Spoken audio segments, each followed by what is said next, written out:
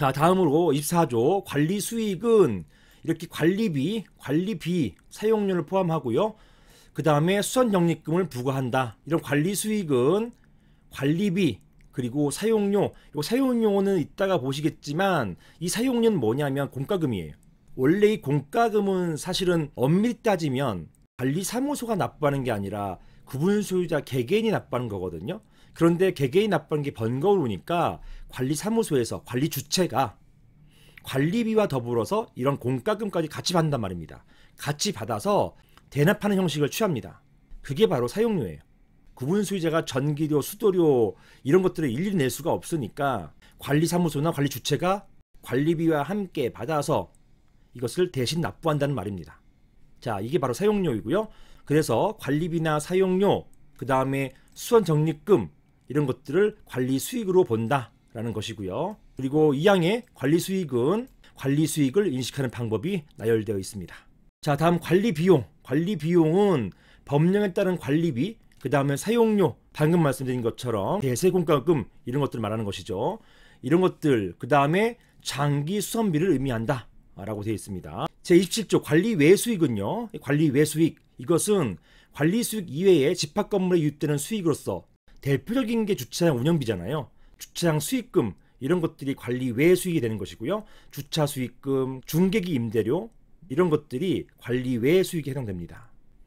자, 이런 공용부분 및 복리시설의 사용료 등 집합건물을 관리하면서 부수적으로 발생하는 수익을 말한다. 이런 것입니다.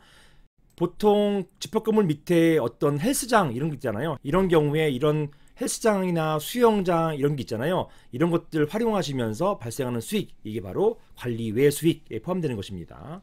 자, 그 다음에 관리 외 비용이 있어요. 이 관리 외 비용은 관리 외 수익의 실현 과정에서 발생하는 비용과 그 다음에 집합건물의 관리 과정에 발생하는 비용 중에서 관리비로 부과하기 적절하지 아니한 검침수당, 부가차손, 법인세 등 관리비용에 포함되지 아니하는 비용을 말한다. 이것인데요. 자, 이게 이제 앞으로 많이 문의될 것 같아요. 여기에서 보통 분쟁이 발생할 때, 법적 분쟁 발생할 때 여기에서 이제 변호사 보수료나 수수료, 기타 여러 가지 비용들이 나갈 거거든요. 사실은 이런 관리 외 지출, 관리 외 비용 이것을 이제 잘 들여다보셔야 되는 것입니다. 보시는 것처럼 이렇게 관리비로 부과하기 적절하지 아니한 이런 돈이잖아요. 관리비로 부과하기 적절하지 않은 이런 비용들, 이런 것들에 대해서는 관리 외 비용으로 지출한다.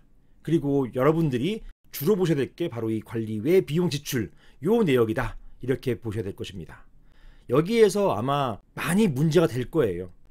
이 돈을 왜 썼느냐? 정당에 썼느냐? 이렇게 관리비로 징수하기 어려운 자금들을 막 쓰게 되는데 이런 부분들이 있어서 여러분들이 잘 보셔야 될 것입니다. 한편 전용 문제에 대해서는 이게 아파트와는 달리 집합건물에서는 상당히 유연해요. 그래서 수선유지비처럼 항목이 딱 정해져 있지 않은 것은 이런 관리 수익이나 관리 외 수익에서 이렇게 관리 외 비용을 쓴다 하더라도 그 자체만 가지고서 업무상 횡령이나 배임 이렇게 불법적이라고 보지 않아요. 그게 실무입니다. 그래서 이런 관리 외 비용이 굉장히 어느 누구에게는 쌈짓돈처럼 쓰일 가능성이 높습니다. 이걸 잘 보셔야 되는 것입니다. 자, 이제 마지막으로 보실 부분은 이런 회계처리 기준에서 보시는 바와 마찬가지로 집합건물의 개요나 여기에서의 소재진, 난방 방식 이런 것들은 어떤 본문에 넣지 말고 주석으로 넣어서 여기서 설명하라 이런 내용들이 있어요. 이런 것들에 대해서 나열하고 있는 것입니다. 이런 것들은 회계처리 기준 그 본문 내용을 간략하게 하기 위해서 이런 것들은 뒤로 빼라, 주석으로 빼라 이런 내용이 되겠습니다. 자, 보시는 것처럼 이런 것들 중요한 회계처리 기준이나 관리비용 배부 기준 이런 것들에 대해서는 그 다음에 관리위원회 운영비 내역, 관리인이 2개 이상의 집합건물을 관리하고 있어서 공동경비가 발생할 경우에는 그 경비의 배부 내역과 배부 기준 이런 것들에 대해서는 주석으로 빼라는 것입니다. 자, 이렇게 법무부가 제정한 회계처리 기준, 집합건물 회계처리 기준에 대해서 살펴봤습니다. 이런 회계처리 기준에 대해서 일반인들이 상세하게 알 수는 없지만 이러한 기준을 통해 가지고 우리가 종전부터 좀 애매했던 부분들, 이런 수선적립금과 장기수선 충당금, 그리고 이런 부분들의 항목, 회계 항목, 그리고 관리수익과 관리비용 저희가 알 수 있었고요. 자, 여기에 대해서 한번 살펴봤습니다.